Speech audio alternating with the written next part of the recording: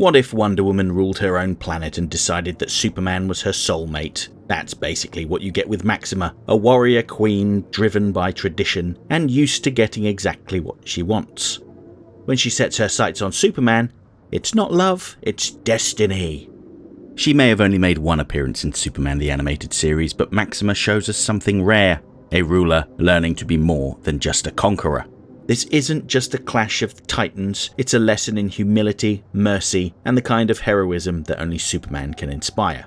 But before I get to that, I think it's important to look back at the comic book source material to see how Maxima came to be. Maxima made her debut in Action Comics number 645, published in 1989. In this story, she and her entourage came to Earth looking for Superman. She was the ruler of the planet Almerac and its sprawling galactic empire.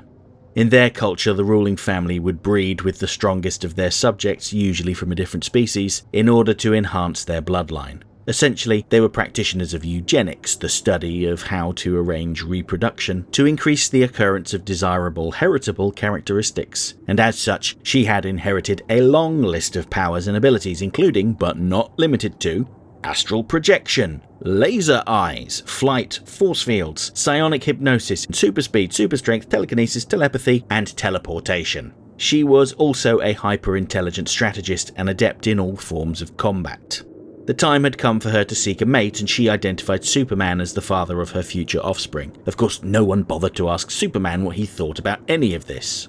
Instead, Maxima and her underling Sazu hypnotized some of the locals and sent them on a battle-armored rampage across Metropolis. While watching Superman in action, Sazu decreed Superman unsuitable to continue the lineage of Almerac because he didn't have a warrior's bloodthirst. She was adamant that his compassion would pollute the royal bloodline. Maxima disagreed, the two fought, and Maxima's hold over Superman was released. In her fury, Maxima fled, leaving Sazu on Earth to be punished by the authorities, with Superman none the wiser as to what was going on.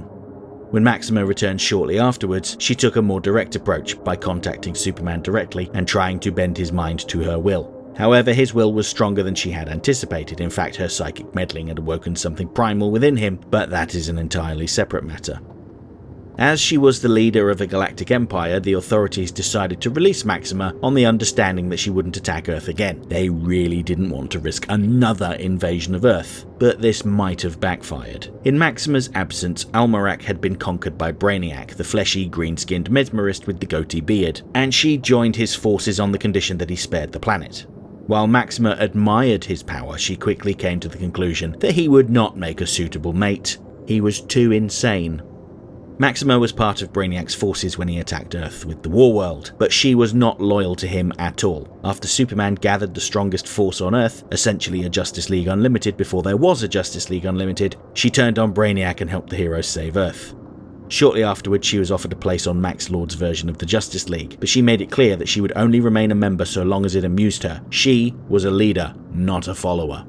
One of their first missions together involved saving Almerac from Starbreaker, a cosmic vampire that feeds off of planets. While the vulnerable people were recovering from Brainiac's attack, Starbreaker struck and almost destroyed the entire planet. Together, Maxima and the Justice League saved Almerac, but for many of the people it was too little too late. They felt that they had been abandoned by their queen, and that their whole philosophy of searching for the greatest potential mate across the stars would leave them open to attack. So they decided to abolish the monarchy and set up a democratic society. As such, there was no place for Maxima on Almerac anymore, so she returned to Earth and stayed with the Justice League.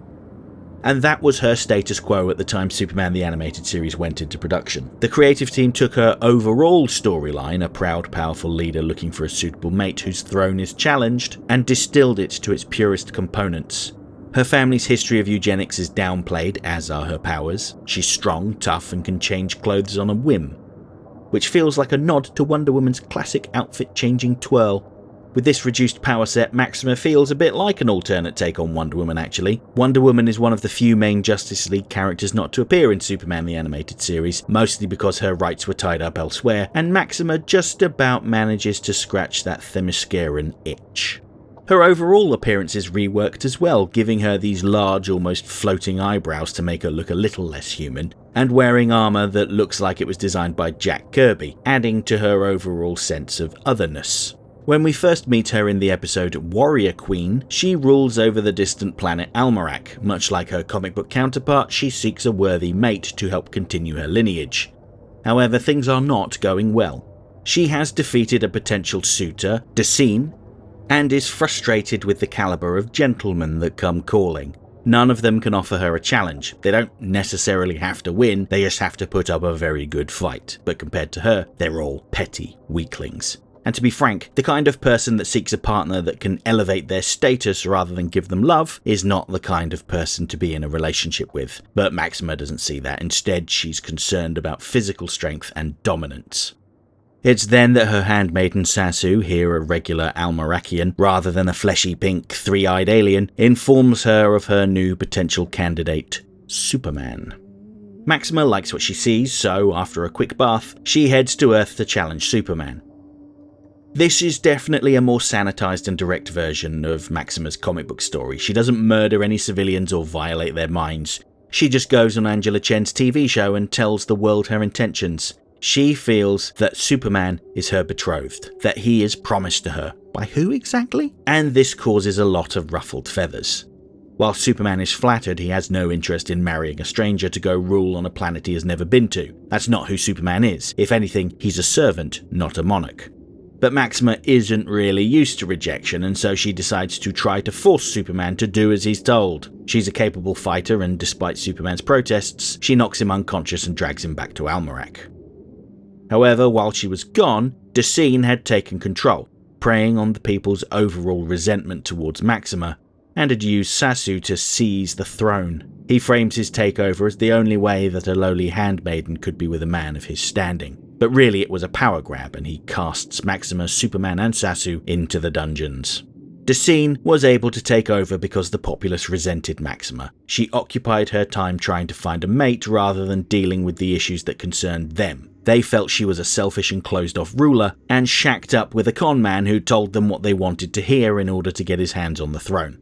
In reality, he was not a suitable leader. He was just as selfish, if not more so. What follows is a journey of self-improvement for Maxima. Every instinct she has tells her to kill Sasu, but Superman intervenes, arguing that she had been duped. Lenience doesn't come naturally to Maxima, but for Superman, she is willing to try. Similarly, when the trio escape from the dungeons and head to the throne room, Maxima bests Decine again, but this time she wants to take his head to prevent him from ever defying her again. However, a quick disapproving look from Superman is all it took to get her to take a more level-headed approach, consigning Decine and his followers to the dungeons. Maxima had hoped that this personal growth might get Superman to reconsider her as his life partner, but he has obligations on Earth, and he is confident that there is someone that is perfect for her out there.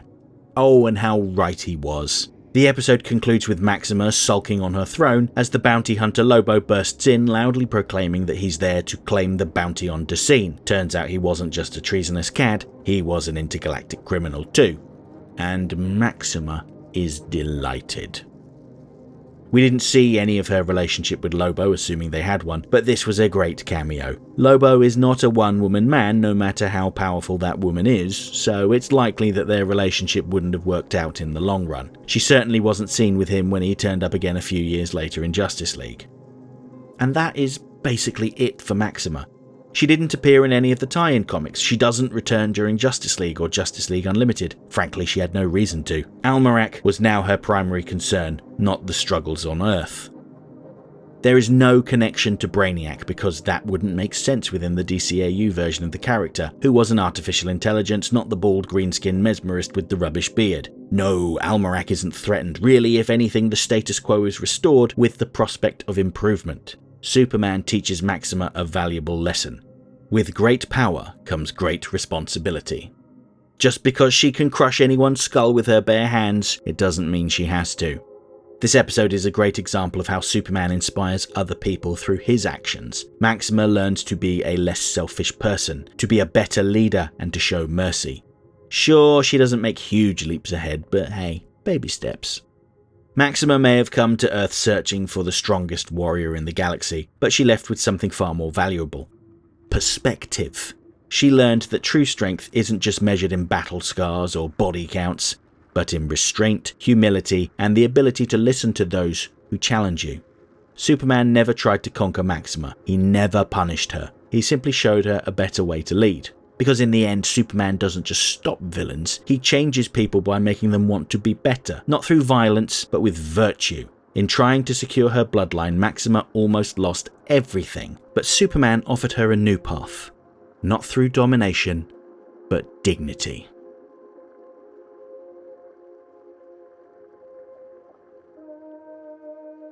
Okay, that's it for this week's essay. If you liked the video, don't forget to like, share, subscribe, leave a comment, tell all your friends about me. You know how YouTube works. If you really enjoyed the video and have the means, please consider making use of the thanks button to send a buck or two my way, because every little helps.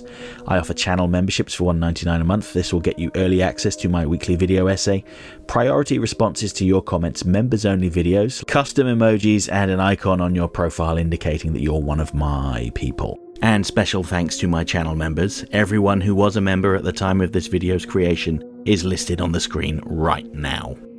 If you want to see your name amongst all these wonderful people, join the channel now.